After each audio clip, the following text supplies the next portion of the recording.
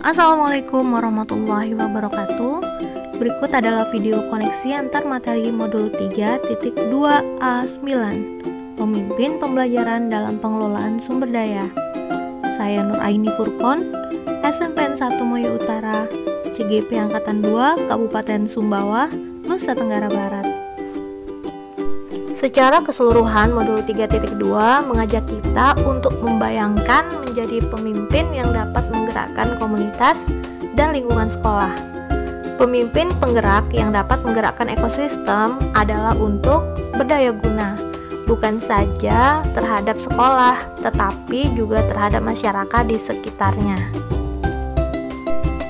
Jika diibaratkan sebagai sebuah ekosistem, sekolah adalah sebuah bentuk interaksi antara faktor biotik atau unsur yang hidup dan abiotik atau unsur yang tak hidup.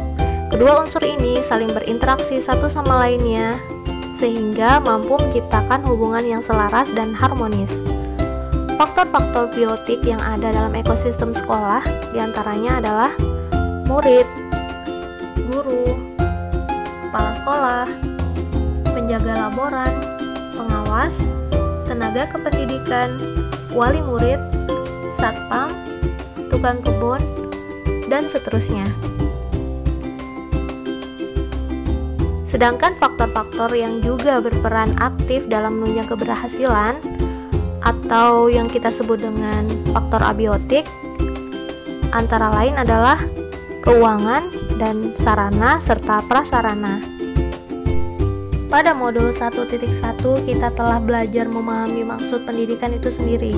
Pendidikan adalah menuntun segala kekuatan kodrat yang ada pada anak agar mereka dapat mencapai keselamatan dan kebahagiaan yang setinggi-tingginya baik sebagai manusia maupun anggota masyarakat. Pada modul 1.3 kita belajar bagaimana mencapai visi sebagai guru penggerak melalui inisiatif perubahan yang berbasis kekuatan atau aset dengan cara mengembangkan visi pribadi, memetakan kekuatan dalam diri dan potensi murid serta merencanakan dan mengelola strategi perubahan.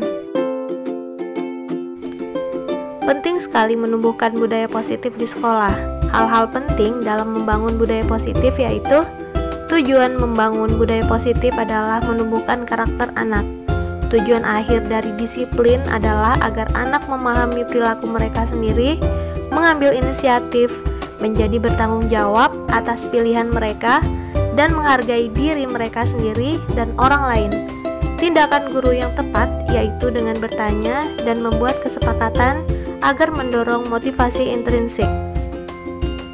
Untuk menumbuhkan motivasi intrinsik belajar anak, kita perlu mendesain pengalaman belajar yang bermakna, menantang, dan relevan dengan melaksanakan pembelajaran diferensiasi yang terdiri dari diferensiasi konten, diferensiasi proses, dan diferensiasi produk, serta dengan afeksi yang berupa rasa, reflektif, mindful, dan emosi yang positif.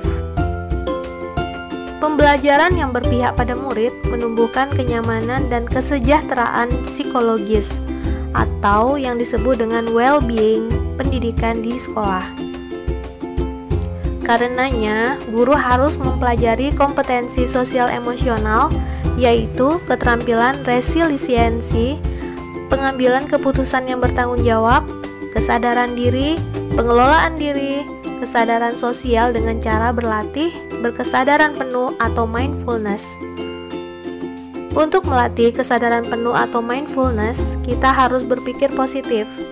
Pendekatan yang dipakai adalah pendekatan berbasis aset atau asset-based thinking yang dikembangkan oleh Dr. Katrin Kramer, seorang ahli psikologi yang menekuni kekuatan berpikir positif untuk pengembangan diri seseorang.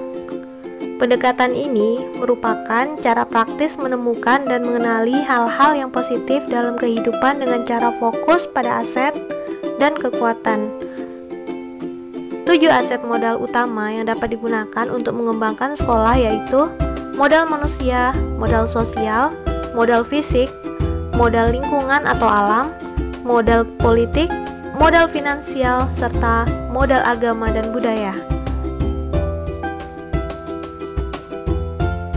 Berdasarkan kekuatan aset-aset tersebut, kita diajak untuk bertumpu pada pikiran, memusatkan perhatian pada apa yang bekerja, yang menjadi inspirasi, yang menjadi kekuatan atau potensi yang positif. Hal tersebut dapat dilakukan dengan melakukan coaching mindset. Di tengah antusias kita untuk membangun sekolah dengan murid yang merdeka, pastilah akan ada dilema atau bujukan moral. Seorang pemimpin harus mengambil keputusan dengan memperhatikan 4 paradigma, 3 prinsip, dan 9 langkah pengambilan keputusan.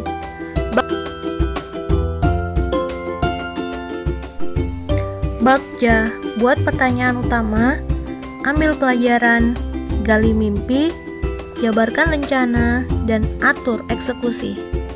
Mari memulai prakarsa perubahan melalui inquiry apresiatif dengan alur Bagja, melalui sisi positif atau kekuatan atau aset untuk meningkatkan kualitas layanan pendidikan di sekolah yang berpihak pada murid. Thanks for watching. Guru penggerak Merdeka Belajar. Sekian, wassalamualaikum warahmatullahi wabarakatuh.